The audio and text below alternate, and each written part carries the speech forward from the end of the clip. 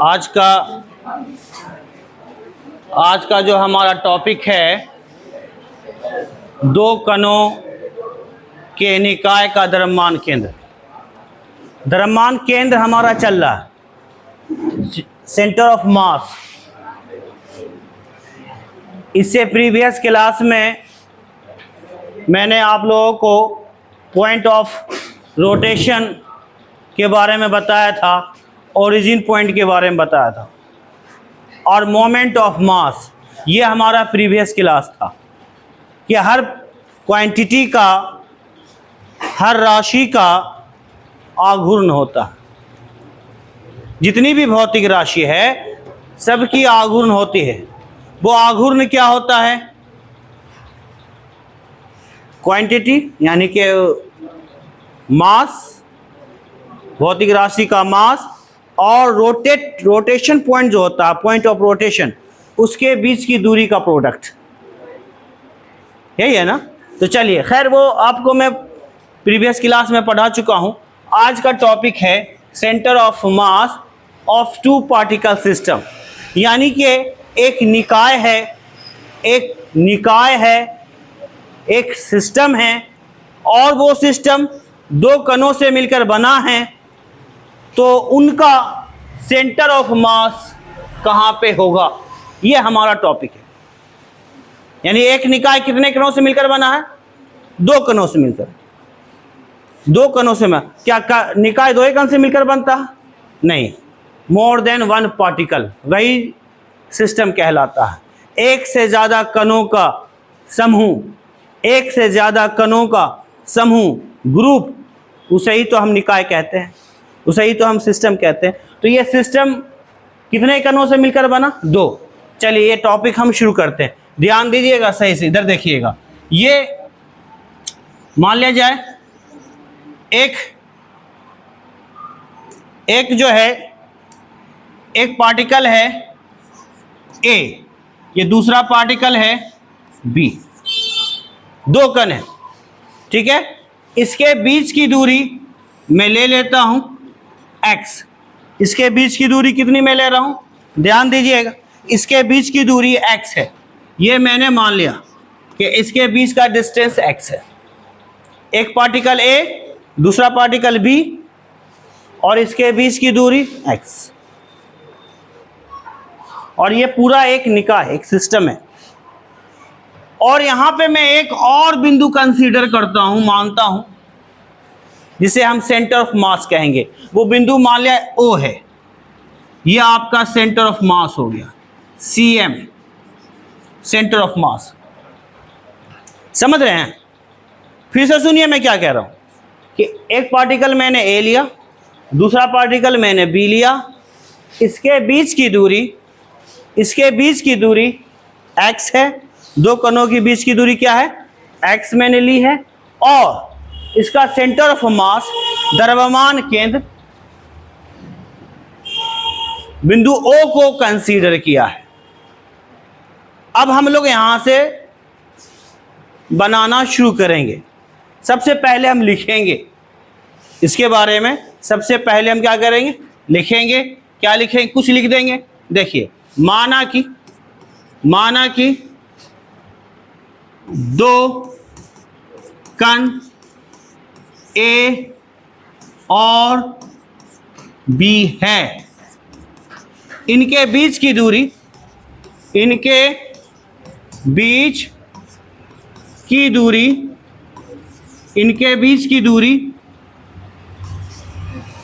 x है। कितनी है? x। ठीक है। इनका द्रव्यमान केंद्र, इनका द्रव्यमान केंद्र बिंदु O है। इनका द्रव्यमान केंद्र कितना है? बिंदु है। समझ रहे हैं ना? इनका द्रव्यमान केंद्र बिंदु O है। अब इसमें स्थिति नंबर 1, स्थिति नंबर 2, स्थिति नंबर 3, यानी case number 1, case number 2, case number 3। तो सबसे पहले हम केस 1 की बात करेंगे। केस नंबर 1, स्थिति नंबर 1।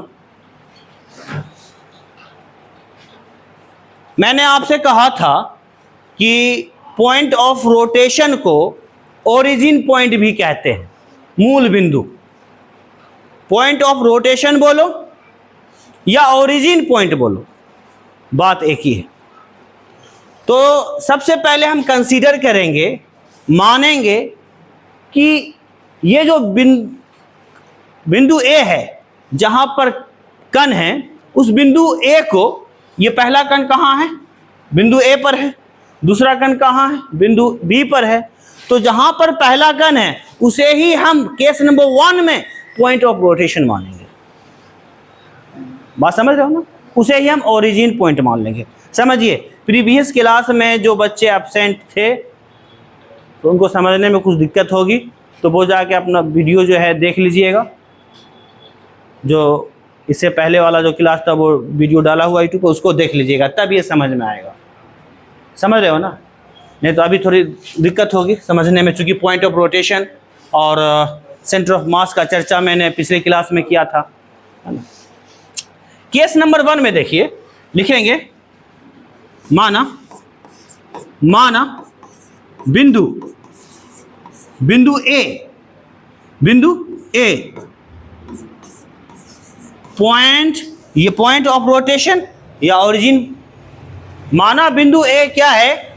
बिंदु A point of rotation, point of rotation. माना बिंदु ए पॉइंट ऑफ रोटेशन है, origin point.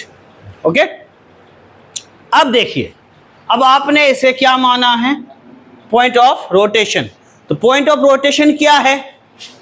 Point of rotation वह बिंदु होता है जिसके चारों तरफ वस्तु जितने कणों से मिलकर बनती है, सारे कण घूमते रहते हैं, उसे ही तो पॉइंट ऑफ रोटेशन कहते हैं। पढ़ाए थे ना? अब देखिए, यहां देखिए, इसे आपने अभी केस नंबर 1 में इसे आपने पॉइंट ऑफ रोटेशन माना, ठीक है। इसमें क्या होगा? Point of rotation, point of rotation से बिंदु ओ के बीच की दूरी कितनी होगी बताइए तो? पॉइंट ऑफ रोटेशन से बिंदु पॉइंट ऑफ रोटेशन से बिंदु ओ नहीं, बल्कि आप बिंदु ए ही कर दें आप, कितनी दूरी होगी? पॉइंट ऑफ रोटेशन से बिंदु ए के बीच की दूरी कितनी होगी? पॉइंट ऑफ रोटेशन से बिंदु ए के बीच की दूरी तो कितनी होगी, जल्दी बताइए। 0 ही ना होगा जी। जो पॉइंट ऑफ रोटेशन हमने ए माना है, यहीं पे जो है बिंदु ए है, तो इसके बीच की दूरी 0 होगी कि नहीं होगी? दोनों एक ही जगह ना है, दोनों क्या है? एक ही जगह है। फिर से देखिए, पॉइंट ऑफ रोटेशन से बिंदु बी के बीच की दूरी कितनी होगी? पॉइंट ऑफ रोटेशन यहाँ है, बिंदु बी यहाँ, बीच की दूरी कितनी होगी? x। चलिए, हो गया, इतना समझ गए। फिर आइए आगे, पॉइंट ऑफ रोटेशन से सीएम बोले तो, अरे सीएम बोले तो centre of mass. Point of rotation से सीएम के बीच की दूरी कितनी होगी?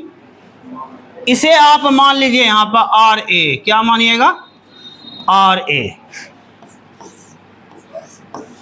आपको याद होगा मैंने पढ़ाया था कि सेंटर ऑफ मास से पॉइंट ऑफ रोटेशन के बीच की दूरी कैपिटल आर, बताया था ना।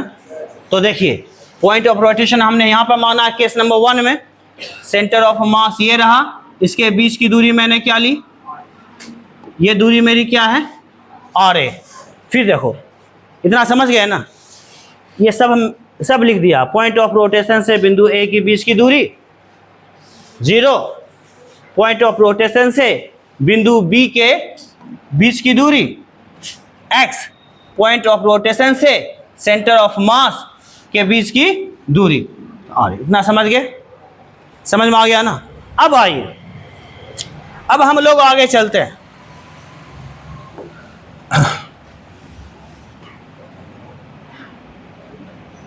देखिएगा फॉर्मूला क्या क्या होता है।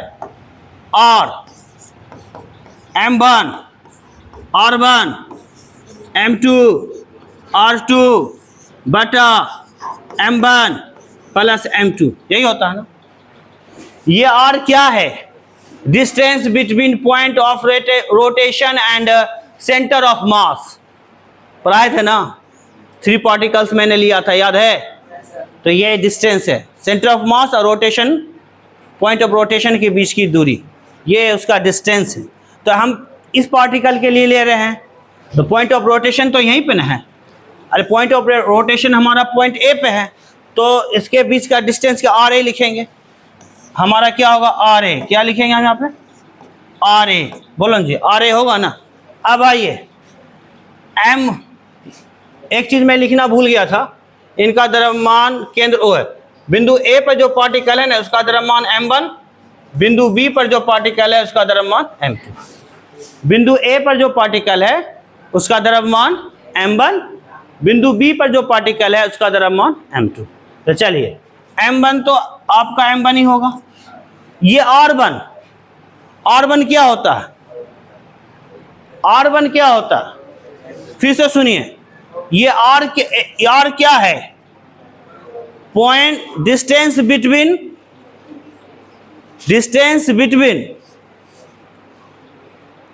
जो particle, distance between particle and point of rotation, यानी उसके बीच का जो डिस्टेंस होता है। यानी कण, याद होगा आपको कि यहाँ पे मैंने कई पार्टिकल्स लिए थे ना, और ये हमारा पॉइंट ऑफ रोटेशन था। तो M1 M2 M3 point of rotation, ये जो आपका, तो ये डिस्टेंस क्या लिया था हमने? R1 R2, याद है ना। तो पॉइंट ऑफ रोटेशन और कण के बीच की दूरी, उसको हम r, स्मॉल r से प्रदर्शित करते हैं। अब आप हमें बताइए, ये आपका पॉइंट ऑफ रोटेशन है और कण का द्रव्यमान M1 है, तो M1 हुआ कण का द्रव्यमान, और पॉइंट ऑफ रोटेशन से इसके बीच की दूरी कितनी होगी?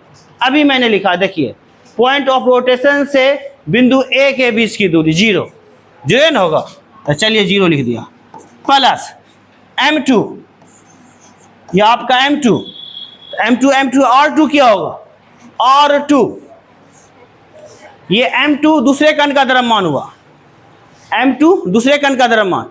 तो ये भी तो अब इसके चारों ओर घूमेगा ना, तो इसके और इसके बीच की दूरी कितनी होगी? x। क्या लिखेंगे? x बटा M1 plus M2, M1 plus M2। देखिएगा, इधर ध्यान दीजिएगा इसको। अब ये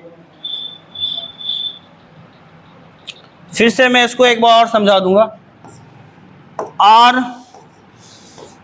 R A, ये M2 x बटा M1 M2। इसे फिर से आप एक बार समझ लें, फिर से समझ ले आप, हो सकता है समझने में कोई दिक्कत हुई होगी। दो कणों के निकाय का द्रव्यमान केंद्र, दो कण की बात हो रही है, उसका द्रव्यमान केंद्र। तो एक कण मैंने A लिया, दूसरा कण मैंने B लिया, ठीक है। पहले कण का द्रव्यमान M1, दूसरे कण का द्रव्यमान M2, समझ गए इतना। इसके बीच में एक बिंदु मैंने लिया है, इसका ये बिंदु O है, इसे हमने कंसीडर किया है कि सेंटर ऑफ मास। ये क्या है? ये सेंटर ऑफ मास है। चलिए फिर से आगे आइए, फिर इसके बारे में मैंने लिखा है, माना कि दो कण A और B है, इनके बीच की दूरी x है, इनका द्रव्यमान केंद्र O है, इनके बारे में मैंने लिख दिया। अब केस नंबर 1, स्थिति नंबर 1, चूंकि कोई रिजिड बॉडी जो होती है तो उसका तो एक द्रव्यमान केंद्र होता है, और दूसरा द्रव्यमान केंद्र वो होता है जहां पर वस्तु का सारा द्रव्यमान केंद्रित होता है। लेकिन उसी वस्तु में, उसी में एक बिंदु पॉइंट ऑफ रोटेशन भी होती है, जिसके चारों ओर उस वस्तु के जितने भी पार्टिकल्स है वो घूमते रहते हैं, तो एक पॉइंट ऑफ रोटेशन जरूर होगा, एक पॉइंट ऑफ रोटेशन होता है। तो देखिए केस नंबर 1 में हमने वह पॉइंट ऑफ रोटेशन किसे माना है, बिंदु ए को माना है, जहां पर आपका पहला पार्टिकल है जिसका द्रव्यमान m1, उसे हमने मान लिया पॉइंट ऑफ रोटेशन है। क्या है वो? Point of rotation. अब देखिए तो पॉइंट ऑफ रोटेशन से बिंदु ए के बीच की दूरी, ये तो आपका 0 n होगा, क्योंकि पॉइंट ऑफ रोटेशन और बिंदु ए एक ही जगह पे ना है, दोनों एक ही जगह पे, दूरी कितनी होगी? 0 होगी। फिर मैंने लिखा देखिए पॉइंट ऑफ रोटेशन से, ये पॉइंट ऑफ रोटेशन है, अब ये कण जो है इधर से घूमेगा ना, तो इसके बीच की दूरी को हमने x माना है, बीच की दूरी x। फिर देखिए पॉइंट ऑफ रोटेशन से cm, द्रव्यमान केंद्र की बीच की दूरी को हम RA ले लिया। क्या लिए हम? RA ले लिए।